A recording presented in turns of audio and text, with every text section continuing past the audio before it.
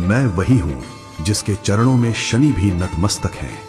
मैं कष्टभंजन हनुमान हूं। यदि जीवन ने तुम्हें तोड़ दिया है तो मेरी इस कथा को सुनो, क्योंकि इसमें तुम्हारी रक्षा का वचन छुपा है। मैं कष्टभंजन हनुमान हूं। मैं केवल एक प्रतिमा नहीं, मैं अपने भक्तों के विश्वास का जीवित स्वर हूं। गुजरात की पवित्र धरती पर सारंगपुर में मैं आज भी उसी करुणा और उसी शक्ति के साथ विराजमान हूं जैसे पहली बार प्रकट हुआ था।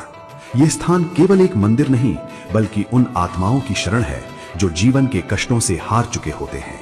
वो समय कठिन था। सारंगपुर और आसपास का क्षेत्र सूखे, रोग और मानसिक पीड़ा से जूझ रहा था। चारों ओर निराशा थी, आर्तनाद था। तभी मेरे परम भक्त गोपालानंद स्वामी का हृदय द्रवित हुआ। वे स्वामी नारायण संप्रदाय के महान संत थे, तप, त्याग और करुणा की साक्षात मूर्ति। उन्होंने संकल्प लिया कि इस पीड़ा से मुक्ति का मार्ग निकलेगा और वही मार्ग मैं स्वयं बनूंगा।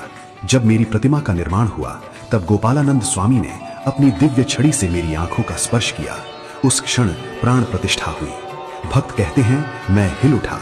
सच ही तो है, जहां निस्वार्थ भक्ति होती है वहां मैं पत्थर में भी चेतना बनकर उतर आता हूं। उसी दिन से मैं यहां कष्टभंजन कहलाया, हर कष्ट को तोड़ने वाला। अब सुनो वो प्रसंग जिसने मुझे अद्वितीय बनाया। जब शनिदेव का प्रकोप बढ़ गया और मेरे भक्त पीड़ा में डूबने लगे, तब मेरा हृदय क्रोध से भर उठा। मैं आगे बढ़ा। भय से शनिदेव स्त्री रूप धारण किया, क्योंकि मैं ब्रह्मचारी हूं और स्त्री पर हाथ नहीं उठाता। उन्होंने मेरे चरणों में गिरकर क्षमा मांगी और वचन दिया कि मेरे भक्तों को अब कष्ट नहीं देंगे। मैंने उन्हें दंड नहीं दिया, मैंने उन्हें शरण दी। उसी क्षण से वे मेरे चरणों में विराजमान हैं और ये दृश्य मेरी प्रतिमा में सदा के लिए अमर हो गया।